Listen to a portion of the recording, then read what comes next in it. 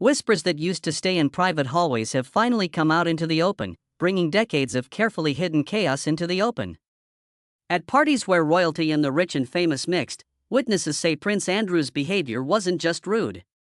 It shocked, annoyed, and made people look bad, even those who tried to defend him. From unsettling demands to moments that left whole rooms speechless, he has done so much wrong that it is now impossible to hide. But what did really happen at those events? What's the point of breaking the silence now, after all these years? The prince who didn't know the word. Not at all. Like many stories about him, it started with something that seemed harmless at first. In Buckingham Palace, 72 teddy bears were carefully placed across the bed of Prince Andrew. The staff didn't laugh at the sight, but other people might have. They were given a laminated picture that showed exactly where, how, and in what order each teddy bear should be placed. The quiet hallways would fill with his angry yells if even one was a little off. As if the bears were ceremonial guards instead of childhood memories, the servants learned to follow the pattern word for word. It showed a mind that wanted the world to bend to its own will. It didn't happen all of a sudden, though. It had been coming together for years, long before Prince Andrew got his adult titles and rights. Some people who knew him started to talk about him in whispers around the late 1970s, when he was still a teenager. Someone wrote about a weird night at a house party in the country. In the middle of the night, when it was 2 a.m., several young women were sleeping in their rooms. The house was quiet and dark. There stood Prince Andrew, saying that a ghost had scared him and that he had to sleep in their bed. They threw him out right away. It was rude and unnecessary, but it also showed something. Music. Prince Andrew acted like everyone would just do what he wanted even when he was only 17. A similar memory came back to me from another time and place, this time during a quiet morning routine. The young woman was barely awake as she brushed her teeth in the bathroom attached to her suite. Prince Andrew walked right in without knocking. Instead of saying sorry, he gave her an impromptu lesson on how to brush her teeth properly, as if breaking into a private space gave him the right to tell her what to do. The moment wasn't cute or interesting. It was scary because it reminded him that boundaries only mattered when they were his. Over the years, these stories have been like strewn warnings, little signs of a bigger pattern that would get stronger over time. People who met Prince Andrew said the same thing over and over again. He acted like women were there to please him, to respond to him, and to fit in with his life without any problems. His jokes were often a thin veneer of disrespect, and he treated attention like it was his right to be there. It's not just the actions that make these stories interesting, but also the atmosphere inside the royal walls that let them happen. Prince Andrew's quirks were accepted and even worked around. The staff learned how to avoid making people angry. People in the group learned to just roll their eyes and move on. The outside world rarely heard a whisper, so the habits grew in the privacy of palaces, private estates, and social groups that would rather shrug than talk about them. As soon as Prince Andrew became a well-known adult, the signs were no longer hidden. The way he treated women in particular seemed to be based on a single idea. What he felt came first. Anyone who thought something was funny had to go along with it. If something made him mad, the mood changed right away. Some remembered having sudden mood swings over small things like losing an object or saying something at the wrong time. Others remembered times when Prince Andrew acted like every room he went into was his stage and everyone there was his audience. Strangely enough, the teddy bears became one of the most obvious signs of that way of thinking for life. They were put together not out of sentimentality but for safety reasons. The laminated card kept in the bedroom drawer wasn't safe for important childhood memories. It was a book of rules for following. Staff had to do what Prince Andrew said because he thought everyone should act exactly the way he did. What ties these events together is not how strange each moment is, but how they all happen in the same way. The boy who broke into girls' bedrooms without permission grew up to be a man who wanted his toys to be set up like holy objects. The teen who yelled at a stranger in her own bathroom turned into an angry adult who lost it when things didn't go his way. 10 years after 10 years, the pattern kept happening. Boundaries were not rules, but rather suggestions. Things got different. Estates in the country, royal homes, and private suites. But Prince Andrew's behavior didn't change. Over time, those early stories that were once thought of as harmless anecdotes began to seem more like clues that led to a bigger truth. They showed a man who wasn't shaped by responsibility but by the steady reinforcement of privilege. He took indulgence for affection and entitlement for authority. The picture of the 72 teddy bears is still more than just a strange detail. It's a quiet, unsettling reminder of a life lived in a bubble where no one ever said no and everyday things became signs of a deeper, longer-lasting pattern. One based on intrusion, expectation, and the idea that Prince Andrews can always change the world to suit his needs. So, if everything always went Prince Andrew's way, what secrets did people close to the monarchy see about his untouchable, bossy ways? Shades outside the palace walls. People who worked closely with the monarchy already had a quiet understanding of what was going on long before rumors turned into stories. Prince Andrew did things in a different way. Not just because he was born into wealth, but also because he acted like that wealth gave him the right to make people feel uncomfortable, embarrassed, or in charge whenever he met them. The atmosphere around him changed because he was the Queen's favorite son. There was silence in every room, hallway, and gathering where he went. People who worked in royal households remember how tense it got when Prince Andrew's footsteps were heard down a hallway. In the late 1990s, staff at country estates across England whispered warnings to each other on the weekends. This wasn't because they were afraid of making mistakes. Any job has mistakes, but Prince Andrew often took them personally, which made the mistakes even worse. If a napkin is folded a little off-center or a tray is brought out a minute late, it could make people very angry at the young staff who are barely old enough to be out of school. Not only the shouting, but also the lack of predictability made a lot of people uncomfortable. At one point, Prince Andrew might walk through a drawing room trying to be charming. The next time, he might turn a friendly conversation into a public display of shame. Former houseguests and workers talk about these times with a mix of shock and resignation. People say that his actions were not the kind of fun mischief that a man would do to make the royal atmosphere less serious. They were planned shows of power. Between 1995 and 2002, Prince Andrew was known to walk into rooms without being asked, especially at social events held in large country homes. This often happened late at night.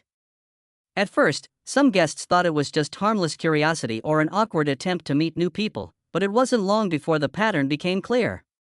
Prince Andrew would open doors for people without knocking and look around the room as if he were looking for something or someone. An uncomfortable moment was when Prince Andrew stopped in her doorway, looked at her like an item on display, and said that he was looking for entertainment.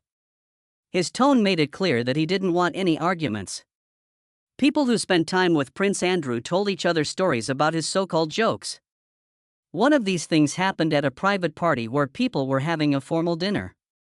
When Prince Andrew made a fake habit of sniffing the air, a young woman with a plate of pâté was nearby. He said it out loud enough for everyone in the room to hear that it smelled bad. If the woman bent down to look at it, Prince Andrew pushed her face toward the plate and laughed as if he had done something very funny. There was silence in the room, but it wasn't because of confusion. It was worry about what would happen if someone spoke out against him.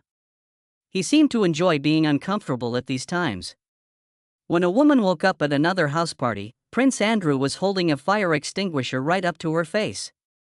People who were there say that Prince Andrew blasted rooms with it all night, leaving a trail of chaos and screaming guests in his wake. He liked making people scared and would stand in doorways to see how they reacted before moving on to the next person. Younger staff members, especially teenage maids from small towns who were brought in to work in old homes, often took the brunt of Prince Andrew's anger. Some were only 18 years old, living away from home and relying on their money. It looked like Prince Andrew got this and used it. A broken glass or a request that wasn't met in an impossible amount of time became an excuse for him to use his power. His voice would reverberate through the hallway as he scolded them for mistakes that were too small to warrant the harsh treatment. Prince Andrew brought games to get people together on the weekends that were meant to be fun but made a lot of people feel trapped. People who were there remember being put in long chains and marched through fancy rooms like kids in a parade. Others say that Prince Andrew made them stand too close during fruit-passing games, which was meant to be fun but actually pushed the limits. His famous mustard trick, in which he squirted mustard on someone's face and pretended it was an accident, became something he did over and over again, laughing louder each time. A pattern showed up across years and estates. Shame that looks like humor. Interference that looks like friendliness, and dominance that looks like rank. The things that people who saw Prince Andrew do don't remember them as one-off events, but as part of a constant atmosphere in which his royal protection kept him from getting in trouble. The stories show that there is something much darker going on behind the shiny surface of royal tradition. Prince Andrew pushed the limits not because he could, but because no one could tell him he couldn't.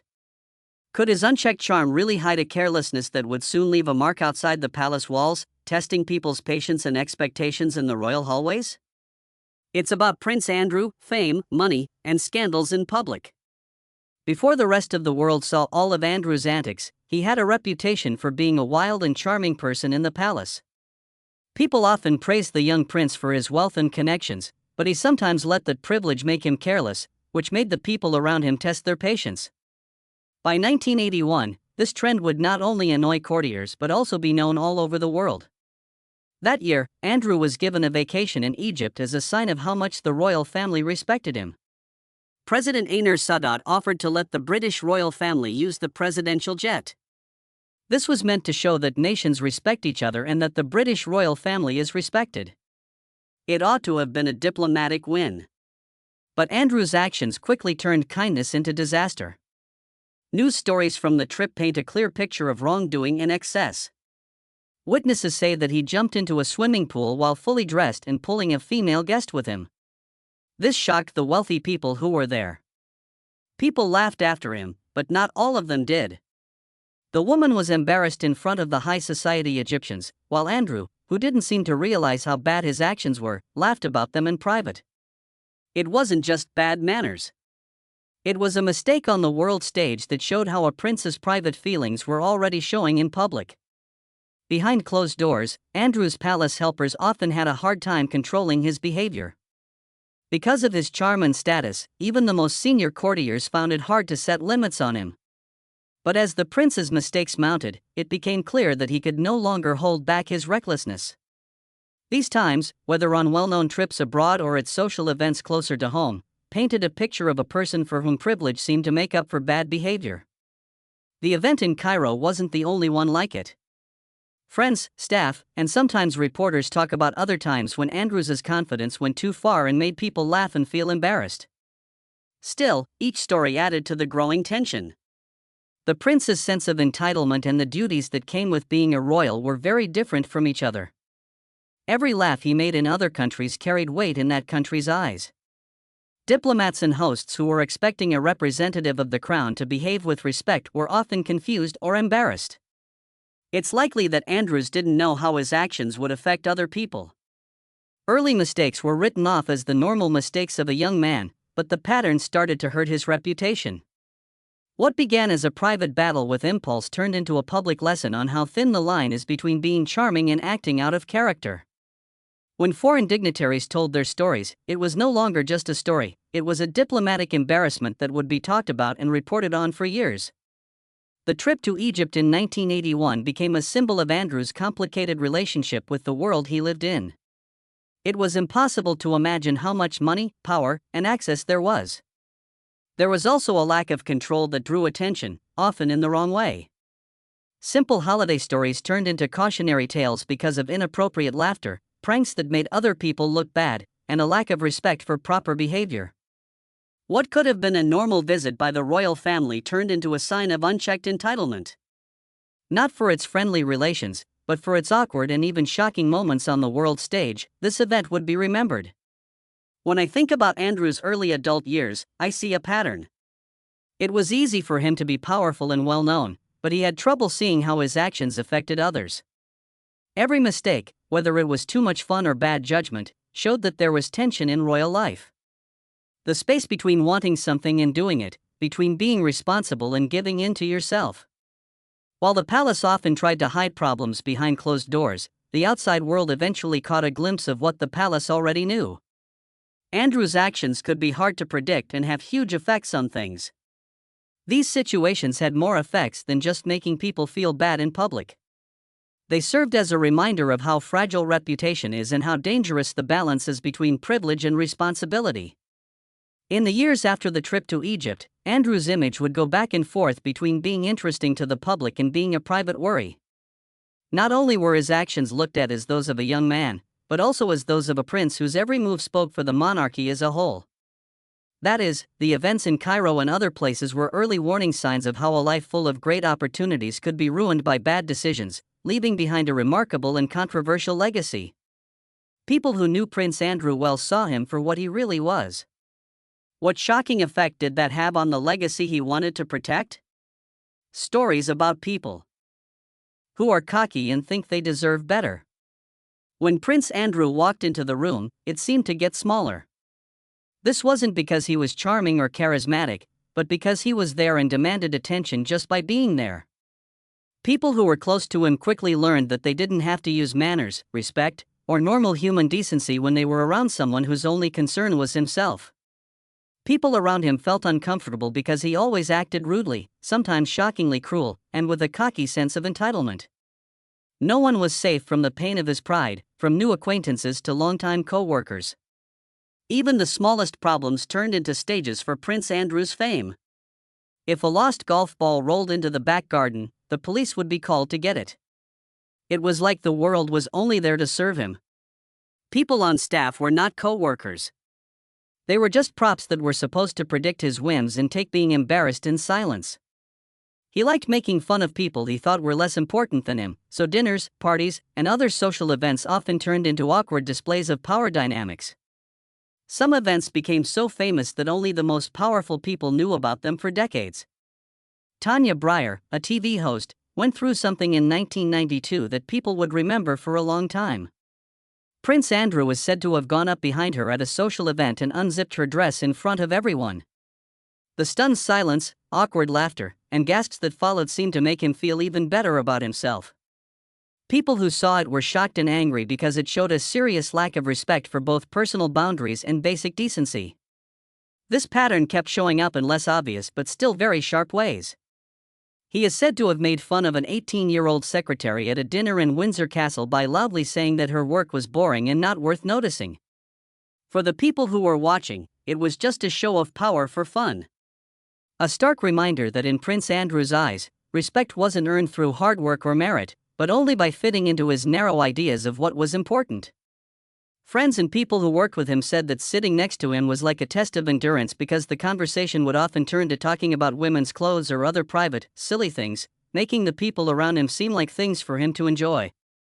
People who saw Prince Andrew's behavior said it wasn't impulsive or one-time. It became a habit. It looked like his privilege wasn't just something he was born with, it was also how he saw everything. It changed how he dealt with situations, talked to co-workers, and judged how funny something was. A lot of the time, the laughter in the room hurt someone's pride. A cruel equation where the powerful were pampered and the weak were put down. Still, there was a constant obsession with looks, status, and social rank that lay beneath the layers of arrogance. Every interaction with a person turned into a chance for Prince Andrew to show how much better he was than them. Especially women often caught his attention in ways that were bothersome and made them feel like objects, and he rarely got in trouble right away for this. It seemed like the weight of privilege could hide even the worst actions from close inspection, leaving behind a trail of discomfort, anger, and whispered stories. This all fits together in a clear way. A strong need to be the center of attention, a sense of entitlement that isn't checked, and finding humor in other people's problems. Things that happened with Tanya Breyer and the young secretary at Windsor Castle were not one-off mistakes. They were signs of a bigger view of the world in which rules, manners, and empathy were not always followed, if at all. Many people were shocked and angry by these actions for a long time after they made people laugh for a short time. They made people wonder how such behavior could be accepted, justified, or even normalized in elite circles. The picture that comes out in the end is of a man who is defined by his arrogance as well as his wealth. It is clear that there is a pattern here, from small requests to cruel acts. As a child, Prince Andrew was used to getting what he wanted. Limits, empathy, and privacy were not important to him, they were just annoying. It's clear that the spectacle of entitlement left lasting impressions, not just because of what he did, but also because of the culture of acceptance that let it happen and the people who put up with it, often in silence, while the rest of the world watched. Even now, Decades later, these stories are still being told informally or in memoirs. They serve as a reminder that the effects of privilege can be felt far beyond the walls of palaces and private estates. People who knew Prince Andrew will always remember him in a way that makes them uncomfortable or angry. It's a musical reminder of how power dynamics and unchecked entitlement shaped his life and the lives of those around him. So, how did Prince Andrew's sense of entitlement let him handle power without being caught, having effects on everyone around him that few could have imagined? When rights meet consequences. For decades, Prince Andrew felt free to walk through the halls of power without being touched. That world had behavior that would have made any normal person uncomfortable that was hidden by privilege. People around him, his staff, his friends, and the young women who were drawn to him learned quickly that his charm could turn mean, and that his jokes and music were rarely safe. They were rude, mean, and meant to hurt you. Some people, like author Andrew Looney, said that his behavior wasn't just the harmless quirks of a king or queen, but rather actions that were planned to provoke and control, a mix of childish mischief and a sense of entitlement. It wasn't a mess. It was a weapon. Accounts paint a picture of a man who was used to having the world bend around him and who felt safe behind the walls of the monarchy. People who complained were ignored or kept quiet, which led to a pattern of behavior that seemed impossible to change for decades. The staff was afraid of being punished. Witnesses were not taken seriously, and there were no illusions of consequences. It was a world where power covered up wrongdoing and where brazenness thrived behind the mask of aristocracy. Jeffrey Epstein, whose name would forever be linked to scandal, once called Andrew more perverted than I am and the king of kink, which shocked some people and confirmed their deepest suspicions about him. Even though Andrew was being brave, the bubble of protection around him was weak, and cracks were appearing. There was a big change on November 6, which will go down in modern royal history. With firm authority, King Charles took away all of Andrew's military ties and royal favors. The gesture wasn't just a sign. It was a formal admission that decades of privilege could no longer hide wrongdoing. It was a public statement that entitlement has its limits and that the walls of royalty could not keep every bad thing inside. The revelations are shocking in and of themselves. There is a consistent pattern in the stories about how Andrew treated staff and young women. As if his whims were more important than ethics, he used humiliation as entertainment and exploitation as routine. Many people who saw him act in private said that the way he used power was disturbingly careless. Things that seemed strange or awkward at first often had a dark side to them. The staff was torn between fear and loyalty. People who saw what happened and might have spoken out were caught in a web of fear and social consequences that they couldn't escape. Every complaint and accusation that was ignored made him more sure that no one could hurt him. After years of whispers and half-heard rumors, the public is now seeing the proof. They are both fascinated and unable to believe what they are hearing. How could someone from one of the most watched families in history get away with so much for so long? Part of the truth lies in the systemic safety nets that were around him. The monarchy's desire to protect its reputation over taking responsibility. In a way, the palace made a place where haughtiness and a sense of entitlement were accepted and even encouraged. Andrew had a shield around him for a long time that let him embarrass, scare, and take advantage of others without worrying about what might happen. But November 6 broke that illusion. The taking away of titles wasn't just a punishment. It was a symbol. It sent a message that history would not be silent and that proof and testimony could be stronger than privilege. Andrew's actions had been written down, reported, and sometimes talked about in whispers for decades, but the palace did nothing to stop them from happening again. The world could finally see that what looked like haughtiness or odd behavior was actually a deeply ingrained sense of entitlement that had real-life effects on those close to him. The bigger effects are very serious. People are still wondering why more witnesses didn't come forward sooner and why the systems meant to protect the weak didn't act faster. Every story about Andrew's bad behavior and every time he was made to feel bad in private rooms points to a systemic problem caused by fear, power, and the weight of traditions that go back hundreds of years. But the public reckoning makes us think again. Privilege walls can fall down, and institutions that have been around for hundreds of years can be questioned. In the end, Andrew's story isn't just about one man's bad behavior, it's also a warning about power that isn't checked. No matter how gilded, entitlement can't stay hidden forever. The humiliations, the complaints of being left alone, and the carefully kept illusion of being untouchable all led to a moment when consequences finally came. Some people may still wonder what could have been avoided if something had been done sooner, but the removal of titles on November 6 makes a clear statement. Kindness is never okay, even if you have privilege, and history remembers. The question now hangs over the future. Will more people speak out now that they feel shaky, or will silence continue to protect the powerful? The story of Andrew's entitlement is a stark reminder that even the safest lives can be turned upside down by time, the truth, and public scrutiny. These days, power can protect for a while, but once things start happening, they can't be stopped. What do you think made Andrew think he could make everyone at his parties feel bad and under his control for decades? Let us know what you think. Remember to share and like.